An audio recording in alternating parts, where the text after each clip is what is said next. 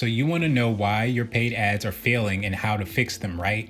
Well, most people struggle with paid ads because they chase the latest shiny object instead of mastering the fundamentals. That's why so many businesses burn money and see no real results. But if the only thing you do is apply these 5 steps, you'll not only make your ads profitable, you'll set yourself up for long-term success, and it's easily repeatable. I recently helped a startup that was spending $200,000 a month on Facebook ads with 0 returns.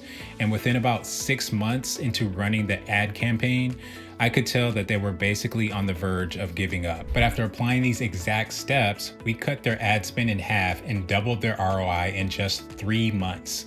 And now they're making millions because we stayed consistent with their process. So if you'd like to learn the steps that I used that led to their success, I'll show you how in this video. And if you stick with me to the end, I'll straight up tell you how to know if your ads are on the right track.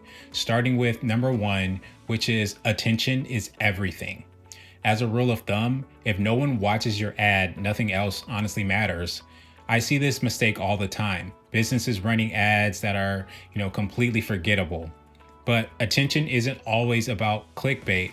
It's more so about relevance. So when I started working with this startup, the first thing that I noticed was that their ads were kind of boring. Like, they had great products, but the messaging was pretty generic. And I don't really like to talk, negatively about my clients, but the guy that they used in the ad really had no energy. There was no urgency in his voice, no strong hook, and he was monotone. So basically it was just another ad in a sea of noise. We fixed this by making their initial 3 to 5 seconds way more engaging. So instead of like bland sales pitch, we opened with bold, curiosity-driven statements that spoke directly to their audience's pain points. So if you think about this, for example, would you stop scrolling for an ad that said, check out this amazing new product? Probably not, right? But if you see, I wasted $200,000 on ads and got nothing until I did this. Now that might be a story you want to hear, right? And so your hook makes or breaks your ad. Don't just grab attention, earn it by making your message hyper relevant to the people you want to reach. Now, the second step is first impressions matter. Think of your ad as a first date. If the first impression is bad, there's likely no second chance at it, right? I mean, unless of course you're extremely handsome and extremely wealthy, maybe. You might get another chance, maybe, but for everyone else, similar to my clients' ads, they originally led with fear. They included images of struggling customers, problems, and negativity. While that can work, in their case, it backfired.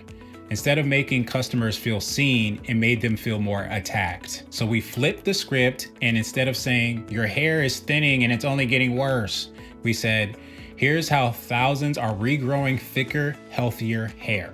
So it just puts a more positive spin on it, kind of like a psychological trick. And it's the same way successful YouTube channels grow. For example, if my thumbnails and titles feel negative, confusing, or off-brand, people probably won't click. But if they make you curious while setting the right expectation, you can get people hooked on your content. Just remember that your first impression sets the tone for how your audience feels about your brand. Lead with a dream outcome, not fear or confusion, and you should attract a more positive audience. The third attempt is to make your ads effortless to consume. People don't use their best brain on social media. Usually we're vegging out or we're just zombie scrolling. If your ad is too complicated, I probably won't watch it. And most others won't either. One of the biggest problems I found while working with the same client was that their messaging was way too complicated. Like, their ads were full of these big words, unnecessary details, and cluttered visuals. Customers don't want to decode your ad. They want the message to hit instantly. So we simplified everything. We added clean visuals, concise copy, and a clear call to action. The next thing you know, their engagement skyrocketed. Imagine if a YouTuber tried to explain a complex topic but rambled on with no structure. It's not hard to imagine. It kind of happens all the time, but you'd click away, right? The best YouTubers simplify big ideas into digestible, engaging content. Ads should do the same. So if your audience has to think about it too much, about what you're trying to sell, you've already lost them.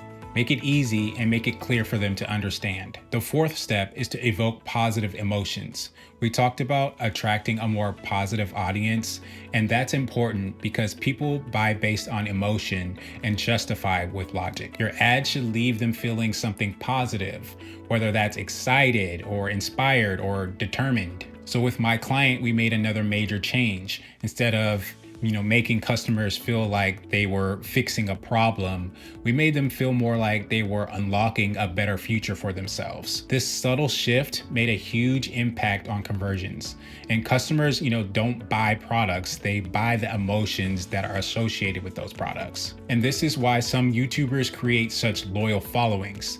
Their content makes viewers feel good, whether it's inspiration, education, or entertainment.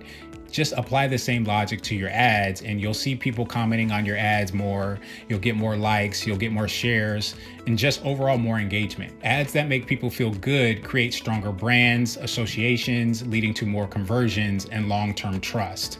That's what's needed to build a brand with lifelong customers. And step number 5 is to stay consistent with your efforts, like growing a YouTube channel. Success in paid ads isn't about a winning ad, it's about a winning system. The most profitable brands don't just run great ads, they also stay consistent over a long period of time and reuse what works best for them. Here's what separates brands that scale to millions from those that fail. They stick to a clear, consistent message, okay? Initially, my client didn't do this, but after a while, they just applied these steps to one of their ads and kept testing and improving based on what was working. Over time, they built a system that allowed them to scale, just like any successful YouTube channel that grows by, refining its content and basically doubling down on what works. You can look at any big YouTuber, Mr. Beast, Marquise Brownlee, Graham Stephan. They didn't switch up topics every month. They built an audience by staying consistent in their niche. Paid ads actually works the same way.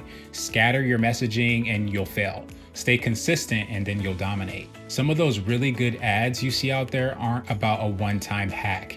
Many of them have found success after continuously refining, testing, and staying consistent. Like that Progressive insurance commercial about how to avoid becoming your parents as a new homeowner. If you've seen the commercial, you'll remember that the doctor tries helping new homeowners, avoid turning into their parents. And the announcer says that Progressive can't stop you from becoming your parents, but they can offer tips to help new homeowners on how to avoid becoming their parents. And then Progressive offers, a discount when you bundle your home and your auto insurance with them. But the theme of this commercial has been recycled and reused several times to come up with, the system which allows Progressive to scale and create new ads with the same style every time. So now that you know the 5 steps that can take your paid ads from burning money to making millions, the next question is, how do you know if your consistency will pay off? Because I get it. When you're running paid ads, especially if you're just starting or you're making changes, you're constantly wondering, is this actually working? Should I keep going? Am I wasting my money? Am I wasting my time? But here's the truth. Paid ads are a long-term game, just like growing a YouTube channel, a business, or any new skill. The biggest mistake that I see people make is they either give up too soon or they constantly switch strategies, never really giving their ads time to optimize.